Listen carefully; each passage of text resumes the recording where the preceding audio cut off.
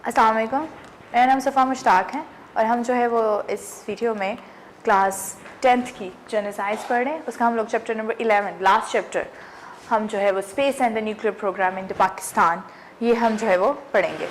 इसका हम जो टॉपिक पढ़ने जा रहे हैं इस वीडियो में वो फर्स्ट टॉपिक है importance of the space programme, हम ये पढ़ेंगे। ट्रैवलिंग, स्पेस में ट्रैवल करना, खला में सफ़र करना, ये इंसान का जो है वो ख्वाब रहा है शुरू से, और जो ख्वाब जो है वो पूरा हुआ था कब, जब इन्वेंशन हुई रॉकेट की, इन्वेंशन ऑफ रॉकेट। ये बहुत बड़ी हमारे लिए जो है वो एक रेवोल्यूशन लेके आया था, इंकलाब लेके आया था इस फील्ड में। तो इसकी वजह से जो है इंसान का ये ख्वाब भी पूरा हो गया कि वो उसने खला में सफ़र कर लिया। पहला सैटेलाइट जो कि खला में गया था तकरीबन अक्टूबर 4, 1957 की बात है, 4 अक्टूबर 1957। तो इसमें जो है वो रशिया ने जो है सबसे पहले अपना पहला आर्टिफिशियल सैटेलाइट लॉन्च किया था, स्पुतनिक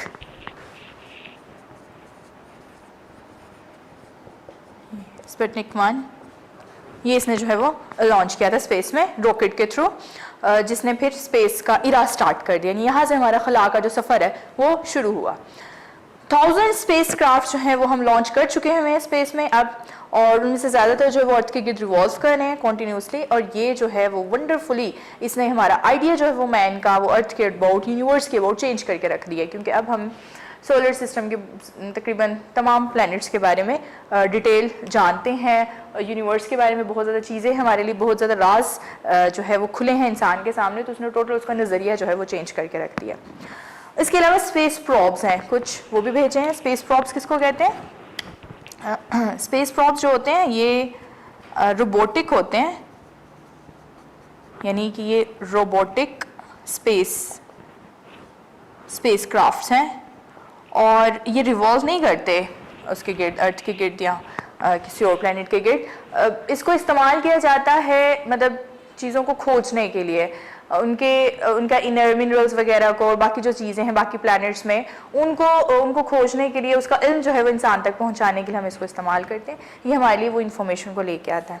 तो बहुत ज़्यादा स्पेस प्रॉप्स जो हैं वो हमने लॉन्च किए हैं स्पेस के अंदर, जिसने हमारे लिए बड़ी बहुत ज़्यादा जो है वो इतलात लेके आया है, इंफॉर्मेशंस लेके आया है कि कौन सी चीज़ों के बारे में ये हमें इंफॉर्मेशन दी है। इसने बहुत ज़्यादा एस्ट्रोनॉमिकल ऑब्जेक्ट्स के बारे में, यानी कि जो भी वहाँ पे गैलेक्सीज हैं, अदर जो है वो स्टार्स हैं, प्लैनेट्स हैं, उनके बारे में हमें बहुत ज़्यादा इसने इंफॉर्मेशन दी है। और इसके साथ साथ जो है इसने सोलर सिस्टम, यानी इन शॉर्ट सोलर सिस्टम के बारे में इसने हमें बहुत ज़्यादा इंफॉर्मेशन दी है। ये प्रॉब्स जो है इसको हमने भेजा है तकरीबन तमाम प्लैनेट्स के पास सोलर सिस्टम के, यहाँ तक कि मून के पास भी भेजा है, और प्लूटो के अलावा हमने हर प्लैनेट के पास जो है वो ये प्रॉब्स भेजे हुए हैं, और बहुत ज़्यादा यूजफुल इंफॉर्मेशन जो उसने वहाँ से इकट्ठी करके हमें जो दी है, जो आज हमारे पास मौजूद है। इसके बाद पहला स्पेस स्टेशन बनाया गया था अमेरिका ने 1973 में जो है लॉन्च किया था अपना पहला स्पेस स्टेशन, स्काईलैब 1।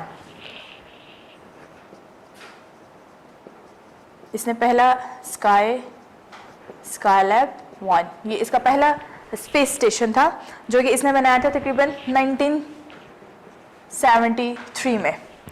और इसकी मदद से, स्पेस स्टेशन की मदद से तकरीबन तमाम जो कुदरती ज़राए हैं, अर्थ के छुपे हुए जो राज हैं प्लैनेट्स के, सोलर सिस्टम के सारे हमने इसकी मदद से जो है स्टडी किए हैं।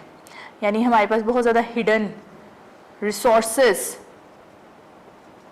ऑफ अर्थ के जो है ये हमारे जो है वो सामने आए थे। फिर 1979 में कुछ गलती की वजह से स्काईलैब जो है ये वापस एटमॉस्फेयर में एंटर हो गया था वापस, और टूट गया, टुकड़े टुकड़े हो गया था। फिर रशिया का एक स्पेस स्टेशन था, उसके बाद 1986 की बात है, रशिया, इसके बाद अमेरिका के बाद रशिया ने तकरीबन मीर के नाम से 1986 में एक स्पेस स्टेशन जो है वो लॉन्च किया था। मीर जो है ये सबसे बड़ा और बड़ा ज़रूरी स्पेस स्टेशन रहा था। इसकी लेबॉर्ट्री जो स्टेशन की वो इसको स्पेस में असेंबल किया गया था और इतना बड़ा था ये कि ये दूर से जो है ना वो एक शाइनिंग प्लैनेट की तरह नजर आता था, यानी कि वेरी बिगर था in size, very bigger in size, और इतना ज़्यादा कि जब हम इसको दूर से देखते थे तो ये शाइन करता हुआ और एक प्लैनेट की तरह दिखता था कि जैसे ये कोई प्लैनेट हो, इतना बड़ा इसका साइज था। और it has been use for the space research for several year, कितने सालों तक हम इसी को इस्तेमाल करते रहे थे अपनी स्पेस रिसर्च के लिए। इसके बाद एक और था हबल,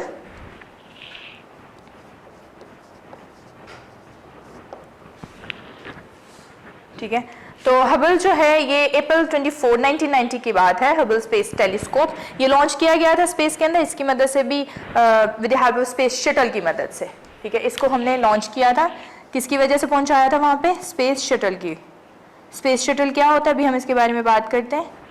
तो इसकी मदद से इसको वहाँ पे पहुंचाया था जब इसकी डिस्कवरी हुई थी, और इसका साइज जो है इसके मिरर्स का साइज जो है 2.5 मीटर था और वेट इसका 11 टन था, यानी 11 टन जो है वो इसका वजन था। स्पेस शटल किसको कहते हैं? ये एक ना स्पेस क्राफ्ट की ही किस्म है और इसको आप जो है वो फायर करते हो, मतलब स्पेस में भेजते हो, 300 किलोमीटर तक ये रॉकेट की मदद से पहुंचा दिया जाता है 15 मिनट में, यानी कि 15 मिनट्स के अंदर ये तकरीबन 300 किलोमीटर तक का फासला तय कर लेता है with the help of the rocket. इसको वहाँ पे पहुँचाया जाता है और इसको ये स्पेस में रहता है लेकिन सिर्फ कुछ दिनों के लिए। इसका वजन बहुत ज़्यादा है, 2000 टन तक इसका वजन है, वो फ्यूल से ही भरा हुआ होता है और इसका वजन ये इतना ज़्यादा फ्यूल की वजह से ही होता है जो इसके अंदर मौजूद है। और वहाँ पर ये कुछ दिन गुजारता है, लेकिन हम क्या करते हैं, हम शटल के जरिए मेनली हमारा मकसद होता है वहाँ पे जो है वो भेजना, आर्टिफिशियल सैटेलाइट्स को भेजना। तो हम इसकी मदद से आर्टिफिशियल सैटेलाइट्स के अलावा स्पेस प्रॉप्स को, जो रोबोटिक हमारे स्पेस क्राफ्ट है, उनको बस वहाँ पे भेजते हैं, खुद ये वहाँ पे कुछ दिन के बाद स्टे करके वापस एटमॉस्फेयर में वापस आ जाता है। तो यानी ये सिर्फ हम कैरी करने के लिए इसको इस्तेमाल करते हैं। पहला, इसके बाद मजीद हमारे पास जो इंपॉर्टेंस है कि स्पेस प्रोग्राम की, वो क्या है कि पहला कदम जो चांद पे रखा गया था 20 जुलाई 1969 की बात है, जो बहुत बड़ा इंकलाब लेके आया ह्यूमन हिस्ट्री में। वो क्या है, ये हमेशा याद रहेगा मैनकाइंड के हिस्ट्री में कि इस दिन पे कहा जाता है कि 2 अमेरिकन एस्ट्रोनॉट्स हैं, एक नील आर्मस्ट्रॉन्ग और दूसरा एडविन एल्ड्राइन। इसने लैंड पे जो है वो लैंड किया था मून पे और वहाँ से इन्होंने सैंपल सॉइल के, रॉक्स के मून के ऊपर से इकट्ठे किए थे और वहाँ से फिर इन्होंने बहुत ज़्यादा इंफॉर्मेशन जो है हमें न्यू अबाउट द मून वो इन्होंने एनालाइज की थी, यानी एनालाइज किया था इंफॉर्मेशन अबाउट मून।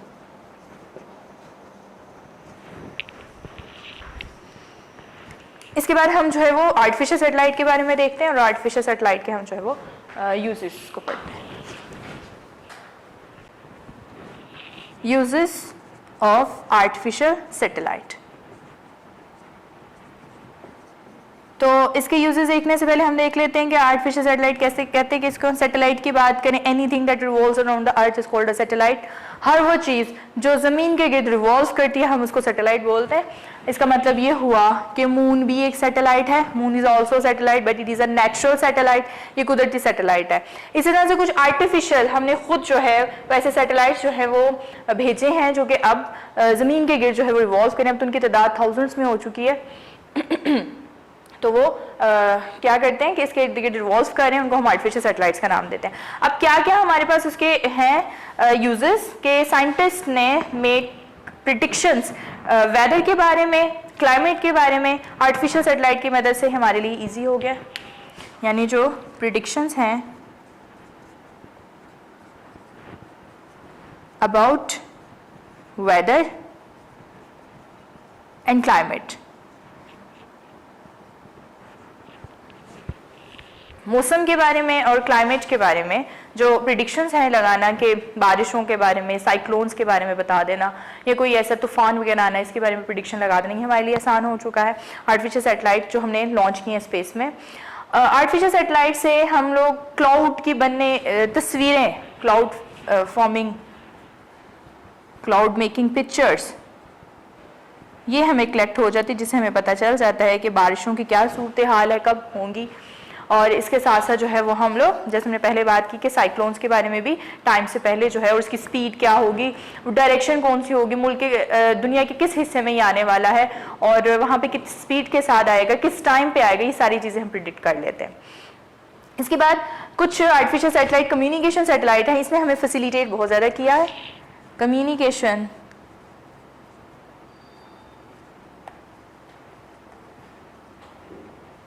तो कम्युनिकेशन सैटेलाइट ने हमें कैसे फैसिलिटेट किया, थ्रू द टीवी। इसके अलावा जो है हमारे पास अदर जो सोर्सेज हैं, रेडियो, टेलीफोन, ये सारे हमारे लिए थ्रू द आर्टिफिशियल सैटेलाइट जो है वो इजी हो गया।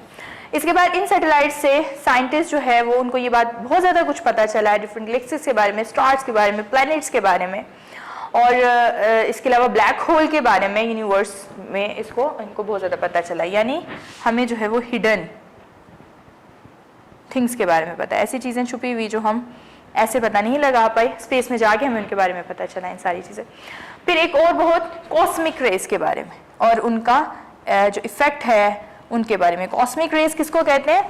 कॉस्मिक रेस वो रेस होती हैं जो कि हेवनली बॉडी, यानी कि जो स्पेस में बॉडीज मौजूद होती हैं उनसे जो शुआएं निकलती हैं उनको बोलते हैं। लाइक ये वो रेस हैं जो सन से आ रही हैं, जो अदर प्लैनेट से आ रही हैं, जो गैलेक्सीज से आ रही हैं और अर्थ पे पहुंच रही हैं, तो उनको हम कॉस्मिक रेस का नाम देते हैं। और ये लाइट की स्पीड के साथ ही जो है, यानी कि जितनी स्पीड लाइट की है उतनी स्पीड इसकी होती है, उसी से ट्रैवल कर रहे हैं स्पेस में।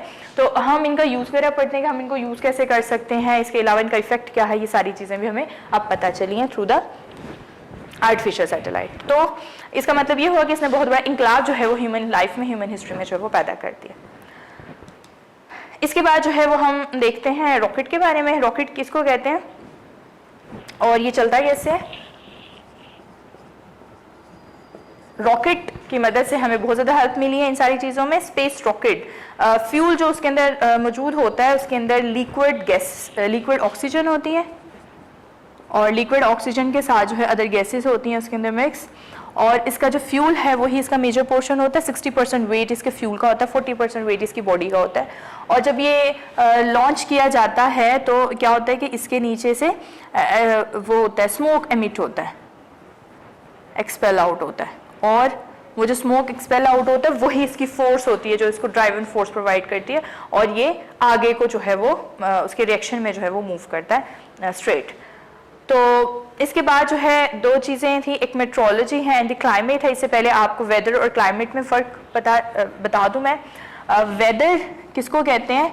वेदर कहते हैं टेम्परेरी स्टेट को, जो मौसम की जो टेम्परेरी स्टेट होती है ना, जैसे टेम्परेचर में फ़र्क, अचानक बारिश का हो जाना, फिर धूप निकल आना, यानी कि सडन जो एक दिन में भी कितने उतार चढ़ाव आते हैं कि सुबह गर्मी है, दोपहर को बारिश हो जाती है, मौसम ठीक हो जाता है, फिर हीट में, प्रेशर में, इन चीज़ों में जो तब्दीली होती है उसको हम वेदर का नाम देते हैं। और जबकि जो क्लाइमेट है, क्लाइमेट जो है ये लॉन्ग होती है, थोड़ा जो है वो लंबे अरसे तक लगती है, इसके एक जो है वो पूरा पीरियड होता है, तो इसको जो है वो हम बोलते हैं। तो वेदर की जो स्टडी है इसको हम नाम देते हैं मेट्रोलॉजी का, और क्लाइमेट की जो स्टडी इसको हम नाम देते हैं क्लाइमेटोलॉजी का। यानी ये है मेट्रोलॉजी, जिसे हमें फ़ौरन पता चल जाता है कि किस टाइम बारिश आने वाली है, किस टाइम इसकी हीट जो है वो बहुत तेज़ होगी, टेम्परेचर कैसा होगा, प्रेशर कैसा होगा, ये सारी चीज़ें हमें पता होती है, डेली बेसिस पे पता होती है कि किस टाइम पे किस तरह से है। तो इसको बोलते हैं मेट्रोलॉजी और इसको बोलते हैं क्लाइमेटोलॉजी। यानी ये परमानेंट स्टेट है एक स्पेसिफिक एरिया की, यानी ये क्लाइमेट है, कितनी देर गर्मी रहती है, इतनी सर्दी रहती है, इतनी शिद्दत में रहती है, इतने मंथ तक रहती है, तो ये परमानेंट है, इसको हम क्लाइमेटोलॉजी बोलते हैं। इसके बाद पहला इंसान जो कि जिसने स्पेस का सफ़र किया है, 12 अप्रैल 1961 की बात है, रशिया का जो है वो था साइंटिस्ट था जिसने जो है वो स्पेस में सफ़र किया था। ये था about the importance of the space program. हमने importance of the space program में क्या क्या चीज़ें देखी। एक बात हमने ये देखी कि फर्स्ट सैटेलाइट फर्स्ट सैटेलाइट के अबाउट कि पहला जो सैटेलाइट था वो किसने लॉन्च किया था, कैसे वहाँ पे पहुंचा, फिर हमने स्पेस प्रॉप्स को देखा कि उनसे हमें क्या हेल्प मिलती है। देन हमें फर्स्ट स्पेस स्टेशन के बारे में पता चला कि वो अमेरिका ने कब इस्टेब्लिश किया था, किस वजह से वो टूट गया। और फिर उसके बाद दूसरा जो स्पेस स्टेशन है वो रशिया ने बनाया। और उसके बाद जो है वो कुछ स्पेस स्टेशन के बारे में पढ़ा, हबल के बारे में पढ़ा, स्पेस शटल क्या होती है ये हमने देखा कि ये हम इसको इस्तेमाल करते हैं, इसका वजन बहुत ज़्यादा है, ज़्यादा देर तक वहाँ रुक नहीं सकता, लेकिन ये जितने भी हमने सैटेलाइट्स वहाँ तक पहुँचाए हैं, ये प्रॉप्स पहुँचाए हैं, सारे हमने उसकी मदद से पहुँचाए हैं। फर्स्ट स्टेप मून पे कब लिया गया, ये चीज़ देखी। इसके बाद यूजेस आर्टिफिशियल सैटेलाइट के चेक किए कि हमें क्या क्या इससे फ़ायदे हुए हैं। और फिर इसके बाद जो है हमें मेन स्टडी जो आर्टिफिशियल सैटेलाइट से हुई है वो मेट्रोलॉजी और क्लाइमेटोलॉजी है। ये ब्रांचेस हैं दोनों, जिसके अंदर हम लोग क्लाइमेटोलॉजी में हम लोग क्लाइमेट चेंज के बारे में पढ़ते हैं, मेट्रोलॉजी में हम लोग वेदर चेंज के बारे में पढ़ते हैं। और इसके अलावा जो है हमने ये देखा कि फर्स्ट मैन जो स्पेस में जिसने सफ़र किया वो किस कंट्री का था। तो ये हमारे यहाँ तक टॉपिक खत्म हो जाता है। अल्लाह हाफिज़। वीडियो पसंद आई तो लाइक करें, अपनी राय कमेंट करें। ऐसे ही मजीद वीडियोस के लिए हमारा चैनल सब्सक्राइब करें और बेल का आइकन दबाएं ताकि आपको हर वीडियो का नोटिफिकेशन मिलता रहे।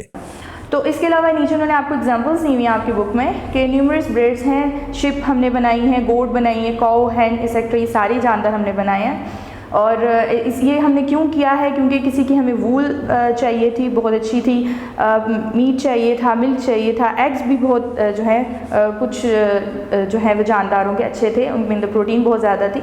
तो ये हमने अपनी मर्ज़ी से जो है करवा के ये हासिल किए हैं। इसी तरह से आज हमारे पास वेजिटेबल्स, फ्रूट, सीरियल्स, ये भी हम लोगों ने जो है वो इसी मेथड से जो है वो हासिल किए हैं। तो यहाँ पर जो है हमारा चैप्टर नंबर 6 जो है 10th क्लास का वो ख़त्म होता है। वीडियो पसंद आई तो लाइक करें, अपनी राय कमेंट करें। ऐसे ही मजीद वीडियोस के लिए हमारा चैनल सब्सक्राइब करें और बेल का आइकन दबाएं ताकि आपको हर वीडियो का नोटिफिकेशन मिलता रहे।